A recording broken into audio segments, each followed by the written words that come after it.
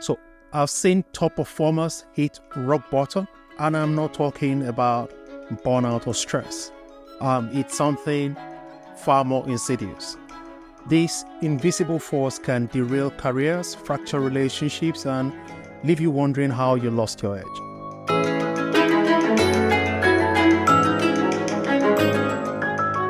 It's called depersonalization, a psychological state that, if left unchecked, can quietly drain the passion, the focus, and the drive that once defined you.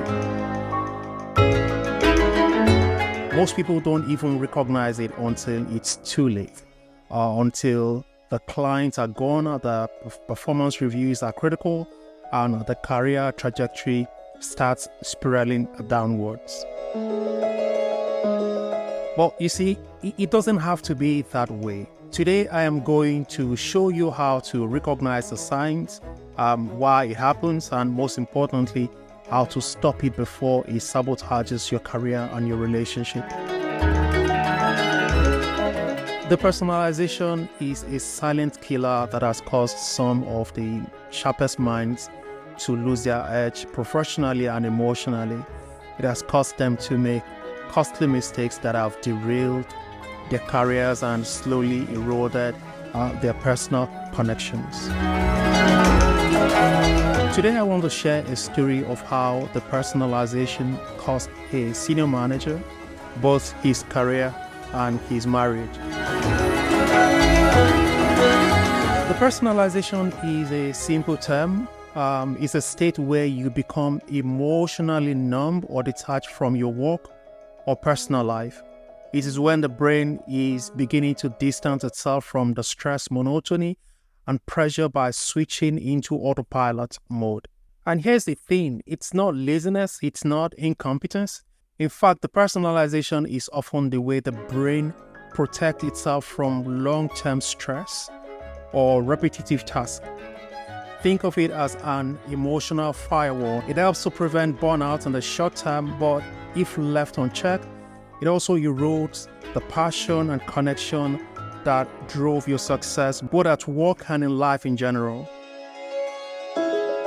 I once worked with a senior manager, and let's call him James. James was in charge of handling several high net worth accounts. For years, he was a star performer known for his relationship builder skills, not only with his clients, but also with his family and with his team. But slowly something began to change. The once engaged and emotionally invested James began to feel a sense of detachment from his work and from his relationships. He no longer saw his clients as people with needs and aspirations, nor his family as individuals with emotions and desires. Every interaction became routine, every conversation became mechanical. When you stop caring, both clients and loved ones can feel it. So it wasn't long before some of his most valuable clients started to look elsewhere, feeling neglected and unimportant. The same was happening also in his personal life. His family members felt abandoned because he was physically present, but he was emotionally unavailable. One of his major clients, representing millions in revenue, began to express dissatisfaction over a series of overlooked opportunities. James had missed key moments to follow up, dismissed important concerns, and more importantly, failed to show the client that they mattered. At home, the same thing was happening. His family members began to express frustration over lack of emotional connection. He would nod along during conversations without really listening to them. He was physically present but emotionally distant. Now, here's the tragic part. Like most people suffering from depersonalization, James didn't even realize he was doing it.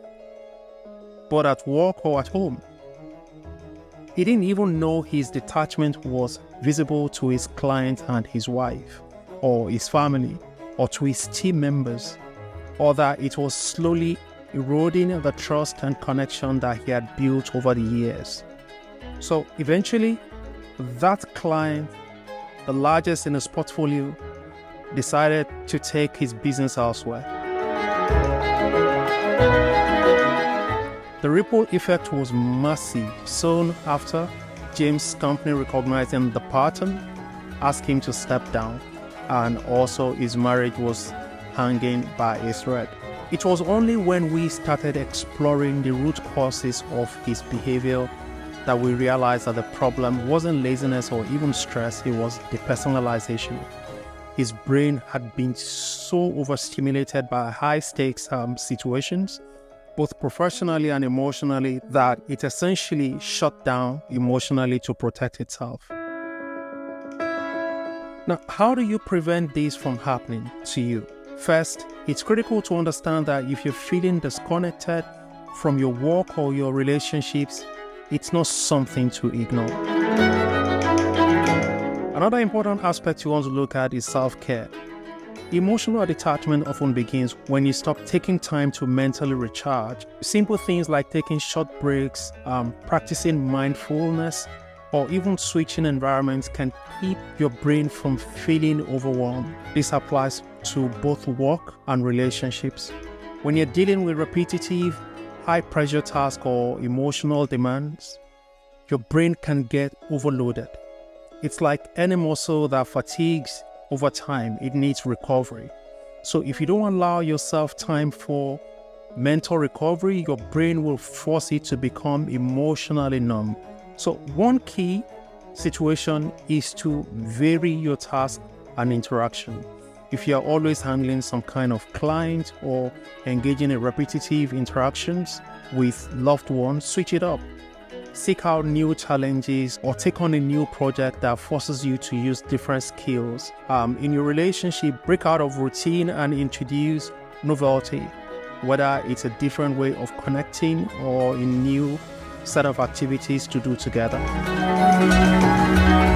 James, for instance, had been handling the same portfolio for years with no significant change in routine. And his home life had fallen into a repetitive cycle of work, stress, followed by emotional disengagement. He had gotten too comfortable with the predictability, and his brain in turn stopped engaging at a deep level. In James' case, incorporating weekly reflection sessions and mindfulness exercises helped him to regain control of his emotional engagement. He started viewing his clients as people again, not just transactions. And he began to reconnect with his wife in meaningful ways. One of the most important things you want to learn is to become observant and listen to your environment. You see, the environment always gives us feedback. People give us feedback. The problem is that we don't listen, or we are not aware enough to hear this feedback.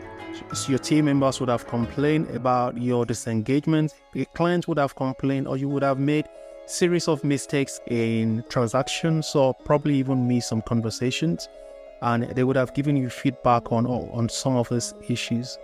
But depersonalization also can numb you and can make it seem like these feedbacks don't matter. Lastly, never hesitate to seek professional coaching or therapy if you are struggling. You see, depersonalization is often a sign that something needs to change. And in coaching and therapy, you'll be given tools and techniques that can create that kind of change in your work and relationship life. Depersonalization is a silent thief. It sneaks in and quietly steals your passion, your focus, and ultimately your success, both professionally and personally. But by recognizing it early, understanding its root causes, and taking steps to re-engage with your work and relationships, you can actually stop it from derailing your career and your personal life. James learned the lesson the hard way, but you don't have to. Don't wait until your career or relationship is on the line to take action. Stay connected to your work, stay emotionally invested in your relationships, and remember, Your mental well-being is just as important as your skill set in maintaining long-term success and fulfilling connections. Thank you for listening, and see you in the next one.